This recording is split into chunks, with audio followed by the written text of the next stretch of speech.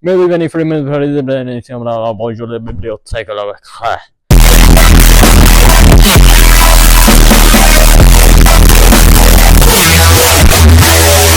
Yo guys, what is going on? Welcome back to another video. And today, as an Oxford graduate, we are going to be debunking this physics paper from 2022. And if you are an upcoming pro physicist such as myself, then you may want to pay attention to this video because we are going to go through some important details that is key to know to become a professional physicist like me. Now before we get started, make sure to like that smash button, hit the subscribe button, and comment down below for what you want me to do next.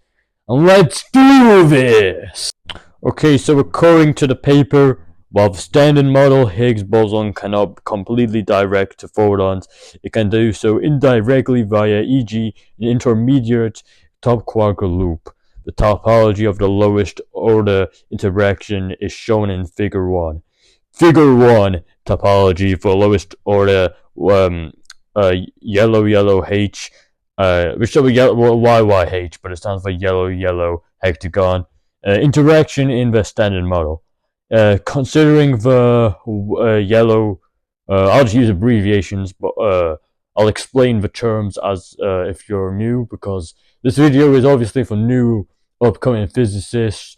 I was once like you. I was once going to be at the top, and now I am at the top. So I'm explaining this in careful detail.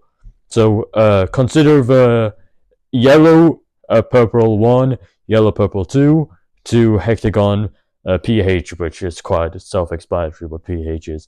So amplitude at orange apple telephone equals 2 to the power of 2.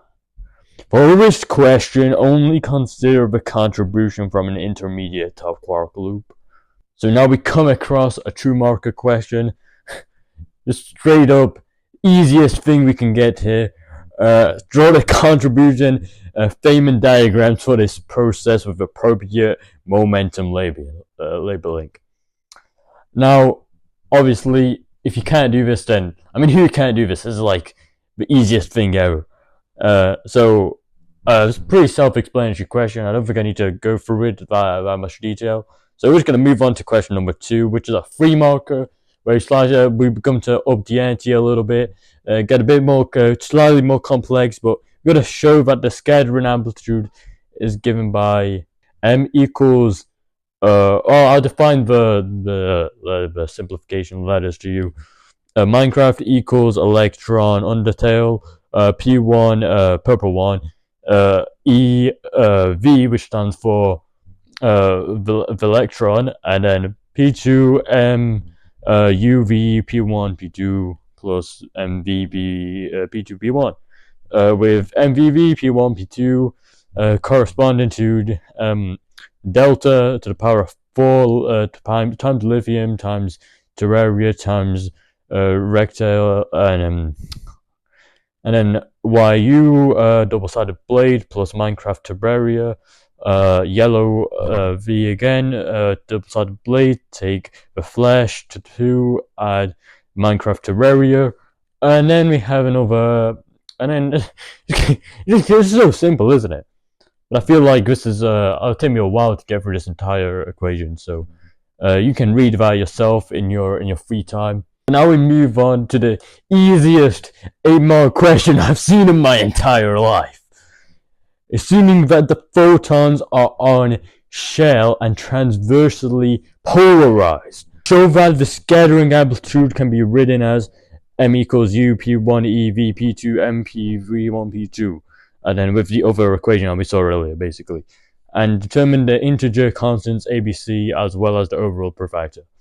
Now, if you cannot work out this question, then trust me, maybe physics is not a thing for you. Maybe you should just drop out, start drop shipping and escape the matrix, because you'll go nowhere in life, buddy. So now we get on to question 4. It's pretty. I love this question. I love it. I love it. I think I need to wear the spectacles for these ones. Using dimensional regularization in D4 equals DE dimensions, find the relationship between A and C that must be satisfied in order for the above quantity to be finite in the E to 0 limit, i.e. in 4 dimensions, verify this relationship is indeed satisfied and explain why this must be the case. Now, this is pretty simple. If you don't get this, then you don't get anything. Nobody loves you, and you should just die. Now, moving on to number 5. Things get real serious here. Given the above relationship between A and C is satisfied, identify the relationship between B and C that must be satisfied in order for potential circle of the satisfy. And it's just a simple equation. In the E to 0 limit, i.e. in 4 dimensions, verify that B and C do indeed satisfy the calculations when coming in the result. You may leave any 3 minutes for anything I'll take a look. It's a pretty simple question. I don't want to call every question simple because some of you may be new to this physics thing. Don't worry about it. Don't worry about it. So of course you just need to do the simple equations and input the photosynthesis and the quantum tunneling, and then you will get your answer by using your calculator. Question 3 we have state Goldstone's theorem. Now, if you don't know who Goldstone is, I mean, I'll give you a quick backstory. Me and Goldstone, we go way back. We used to play Fortnite OG. He's one of the best Fortnite players that I ever went against. So I rezzed him. We teamed up, and then we got like 10 victory royales in a row. We were like Max Verstappen 2023, and nobody could stop us. Then me and Goldstone, we joined the FNCS championships. Won back-to-back championships.